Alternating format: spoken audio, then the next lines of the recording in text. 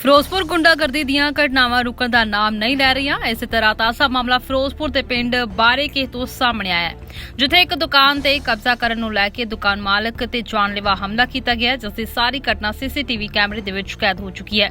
ਫਿਰੋਜ਼ਪੁਰ ਦੇ ਵਿੱਚ ਇੱਕ ਵਾਰ ਫਿਰ ਗੁੰਡਾਗਰਦੀ ਦਾ ਨੰਗਾ ਨਾਚ ਦੇਖਣ ਨੂੰ ਮਿਲਿਆ। ਇਸ ਘਟਨਾ ਨੂੰ ਲੈ ਕੇ ਪ੍ਰੈਸ ਕਲੱਬ ਫਿਰੋਜ਼ਪੁਰ ਪਹੁੰਚੇ ਪੀੜਤਾਂ ਨੇ ਦੱਸਿਆ ਕਿ ਬੀਤੇ ਦਿਨੀ ਕੁਝ ਲੋਕਾਂ ਦੇ ਵੱਲੋਂ ਉਹਨਾਂ ਦੀ ਦੁਕਾਨ ਤੇ ਕਬਜ਼ਾ ਕਰਨ ਦੀ ਨੀਅਤ ਦੇ ਨਾਲ ਤੇਜ਼ਧਾਰ ਹਥਿਆਰਾਂ ਨਾਲ ਉਹਨਾਂ ਤੇ ਹਮਲਾ ਕੀਤਾ ਗਿਆ, ਜਿਸ ਦੀ ਸਾਰੀ ਘਟਨਾ ਸੀਸੀਟੀਵੀ ਦੇ ਵਿੱਚ ਕੈਦ ਹੋ ਗਈ ਹੈ। ਇਸ ਮਾਮਲੇ ਨੂੰ ਲੈ ਕੇ ਜਦੋਂ ਉਹ ਪੁਲਿਸ ਚੌਂਕੀ ਬਾਰੇ ਕੇ ਗਏ ਤਾਂ ਚੌਂਕੀ ਇੰਚਾਰਜ ਕੁਲਵੰਤ ਸਿੰਘ ਵੱਲੋਂ ਹਮਲਾਵਰਾਂ ਤੇ ਕਾਰਵਾਈ ਕਰਨ ਦੀ ਬਜਾਏ ਉਹਨਾਂ ਕੋਲੋਂ 50,000 ਰੁਪਏ ਦੀ ਮੰਗ ਕੀਤੀ ਗਈ, ਜਿਸ ਤੋਂ ਬਾਅਦ ਉਹ ਪੁਲਿਸ ਦੇ ਉੱਚ ਅਧਿਕਾਰੀਆਂ ਨੂੰ ਮਿਲ ਚੁੱਕੇ ਹਨ ਅਤੇ ਆਪਣੀਆਂ ਦਰਖਾਸਤਾਂ ਦੇ ਚੁੱਕੇ ਹਨ, ਪਰ ਹਾਲੇ ਤੱਕ ਉਹਨਾਂ ਨੂੰ ਇਨਸਾਫ ਨਹੀਂ ਮਿਲਿਆ। ਉਹਨਾਂ ਮੰਗ ਕੀਤੀ ਹੈ ਕਿ ਹਮਲਾਵਰਾਂ ਤੇ ਜਲਦ ਤੋਂ ਜਲਦ ਕਾਰਵਾਈ ਕੀਤੀ ਜਾਵੇ, ਕਿਉਂਕਿ ਉਹਨਾਂ ਨੂੰ ਜਾਨ ਮਾਲ ਦਾ ਖਤਰਾ है। मेरी एक शॉप है बारे के, जिससे मेरा भाई, मेरा बेटा, मेरा भांजा ये रल के काम करते थे। कुछ दिन बाद मेरे भाई की डेथ हो गई है, तो उसके बाद ही उसकी पत्नी ने दुकान की चाबी मांगनी शुरू की है। मैंने कहा चाबी तो मैं कैसे दूँ, दुकान मेरी है, मेरे नाम है, सब कुछ मेरे नाम है। वो फिर भी नहीं मानी। हम आगे घर को अपने, वो दूसरे दिन अपने गुंडे लेकर वहाँ पर पहुँच गई परिवार के साथ। मनोज था, चिक्की था, एक वो अपना मानक भंडारी था, कुछ और 4-5 लड़के थे, उनको लेके पूछ के धक्का मुक्की करी। उसके तो दुकान की बात की जाए तो दुकान के डॉक्यूमेंट्स किसके नाम है? डॉक्यूमेंट मेरे नाम है, डॉक्यूमेंट मेरे नाम है। उसके बाद जब वो पुलिस वाले आए, उनको ले गए, सबको हमको भी ले गए, तो बोला भी तुम एतवार को शाम को हम तुमको कॉल करके बुलाएंगे, पर उन्होंने कोई कॉल नहीं की, नहीं बुलाया हमको। 6 बजे एतवार को शाम को फिर वो गुंडे गए हैं, ताले तोड़ने लगे हैं। ताले तोड़ के अंदर घुसने की कोशिश करी, पर ताले नहीं टूटे। मेरा लड़का वहाँ पहुँच गया, उसने पूछा कि ताले क्यों तोड़ रहे हो, तो उसको मारकूट करी।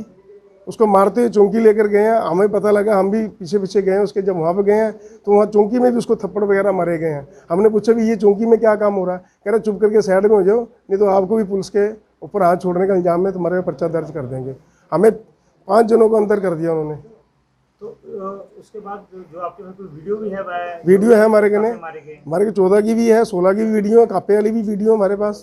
पर इसके पास उसके बाद सीनियर अधिकारी के पास गए थे?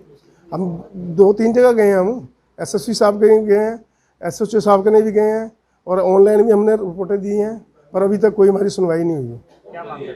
हम कहते हैं हमारे को इंसाफ मिलना चाहिए, जो गुंडे दबते हैं उनके ऊपर पर्चा होना चाहिए। आपका नाम क्या? दशरथ। गल हुई है कि तुहाडे कोल वीडियो हैगी है, की होया?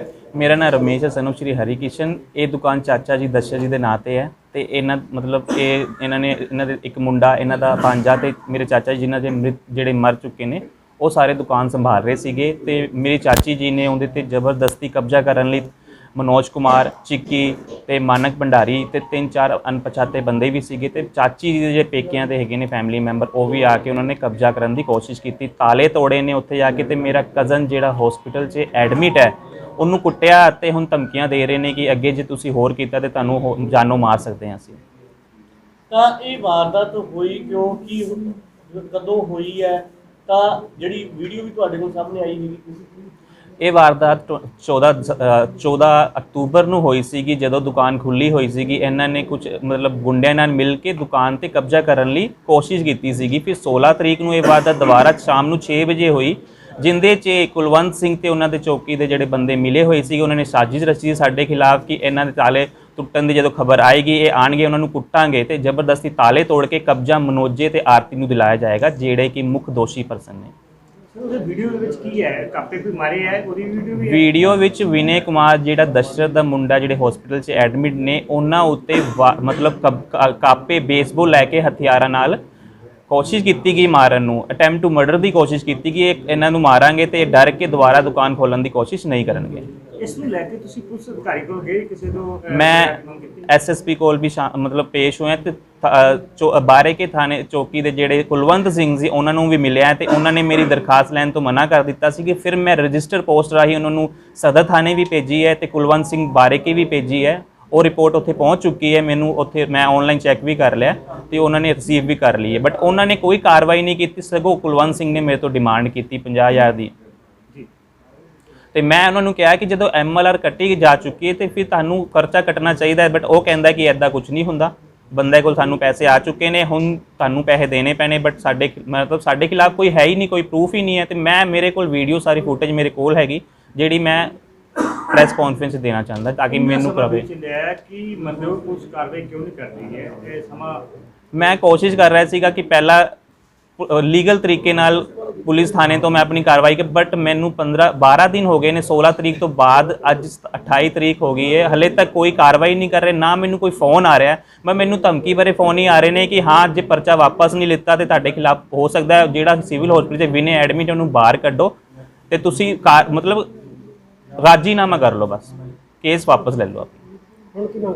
ਮੈਂ ਮੰਗ ਕਰਦਾ ਕਿ ਜਿਹੜੇ ਚਾਚਾ ਜੀ ਮੇਰੇ ਦਸ਼ਰਤ ਕੁਮਾਰ ਨੂੰ, ਉਹਨਾਂ ਨੂੰ ਦੁਕਾਨ ਦਾ ਜਿਹੜਾ ਮੈਟਰ ਹੈਗਾ ਉਹਨਾਂ ਨੂੰ ਦੁਕਾਨ ਵਾਪਸ ਮਤਲਬ ਕਰਾਉਣ ਦੀ ਕੋਸ਼ਿਸ਼ ਕੀਤੀ ਜਾਵੇ, ਤੇ ਜਿਹੜਾ ਮੇਰਾ ਕਜ਼ਨ ਸਿਵਲ ਹਸਪੀਟਲ 'ਚ ਐਡਮਿਟ ਹੈ ਉਹਦੇ ਬਿਹਾਫ ਤੇ ਪਰਚਾ ਕੱਟਿਆ ਜਾਏ ਦੋਸ਼ੀ ਪਾਰਟੀਆਂ ਦੇ ਖਿਲਾਫ।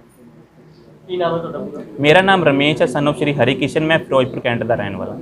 ਦੂਜੇ ਪਾਸੇ ਇਸ ਪੂਰੇ ਮਾਮਲੇ ਨੂੰ ਲੈ ਕੇ ਜਦੋਂ ਥਾਣਾ ਸਦਰ ਦੇ ਐਸਐਚਓ ਗੁਰਮੀਤ ਸਿੰਘ ਦੇ ਨਾਲ ਗੱਲਬਾਤ ਕਰਨ ਦੀ ਕੋਸ਼ਿਸ਼ ਕੀਤੀ ਗਈ ਤਾਂ ਉਹ ਇਸ ਮਾਮਲੇ ਬਾਰੇ ਮੀਡੀਆ ਤੋਂ ਦੂਰੀ ਬਣਾਉਂਦੇ ਨਜ਼ਰ ਆਏ। ਸਾਂਝੀ ਸੋਚ ਟੀਵੀ ਦੇ ਲਈ ਫਿਰੋਜ਼ਪੁਰ ਤੋਂ ਸੁਖਚੈਨ ਸਿੰਘ ਦੀ ਰਿਪੋਰਟ।